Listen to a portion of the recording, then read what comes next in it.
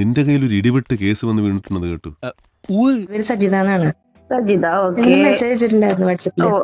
ഞാൻ ഓർക്കുന്നു, വല്ലാതെ ഓർക്കുന്നു. എന്നത്തേക്കാ നോക്കണേ?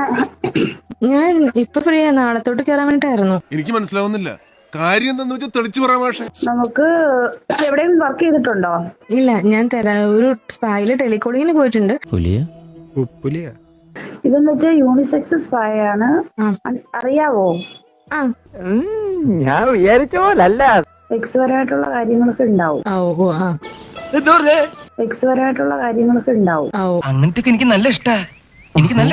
നമുക്ക് ഇങ്ങനെ ടിപ്പും കാര്യങ്ങളൊക്കെ വരുന്നത്. അത് നിങ്ങള് വർക്ക് എടുക്കാൻ താല്പര്യം ഉണ്ടാവില്ലെന്ന് അറിഞ്ഞാലേ നമുക്ക് ടിപ്പ് പറയാൻ പറ്റുള്ളൂ. എനിക്കെന്തോ പോലെ തെറാപ്പിസ്റ്റ് ആകുമ്പോ എന്തായാലും വരുമല്ലോ. മന്ത്ലി സാലറി ആണെങ്കിൽ 30-ന് മുകളിലോട്ടുണ്ടാവും. പിന്നെ ടിപ്പിലാണെങ്കിൽ ഒരു വർക്കിന് 1000 രൂപ വെച്ചു. കൊള്ളാലോ, വക്കീല് പറഞ്ഞപ്പോ ഞാൻ ഇത്രയും പ്രതീക്ഷിച്ചില്ല. എത്ര ഏജ് ആണ്? 23 വയസ്സ്. മാരീഡ് ആണോ?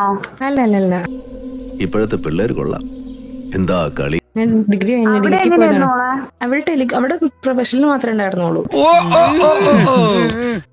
ഇത് വേറെ എക്സ്ട്രാസ് ഇതൊക്കെ ഉണ്ടാവും. ഇങ്ങനെയാണെങ്കിൽ ഇന്ന് വൈകിട്ട് എത്താൻ പറ്റുമോ? കൊതിപ്പിക്കല്ലേ ഭഗവാനെ. അമ്മ ഹോസ്പിറ്റലായിരുന്നേ, അപ്പൊ ഇന്നലെ കൊണ്ട് അഡ്മിറ്റ് ചെയ്തായിരുന്നു. ഞാൻ പറ്റും നാളെ എത്തിക്കോളാം. ഇങ്ങനെ നാളെ രാവിലെ 10 മണിക്കകത്ത് പറ്റാൻ പറ്റുമോ? വരാം. വന്ന് തീരെ കൾച്ചർ ഇല്ലാതായി. Bloody country people. ഇത് എവിടെയായിട്ടായിരുന്നു മാം വരുന്നേ? ഞാൻ ആഡ് കണ്ടുള്ളൂ, ഡീറ്റെയിൽ ചോദിച്ചാണ്. പറഞ്ഞോളൂ. ആദ്യൊരു മടിയുണ്ടാവും, പിന്നെ അത് ശീലമായിക്കുള്ളൂ. പറഞ്ഞോളൂ.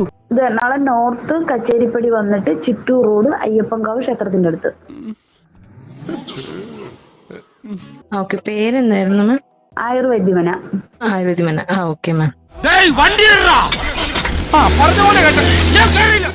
ഓക്കെ, ഞാൻ ഇവിടെ എത്തിയിട്ട് മാം വിളിക്കാം. പടച്ചോനാണ് ഒരു കാര്യം തീർച്ചയാ, നമ്മൾ വിചാരിച്ചോ നല്ല ഓക്കാണ് മോനെ.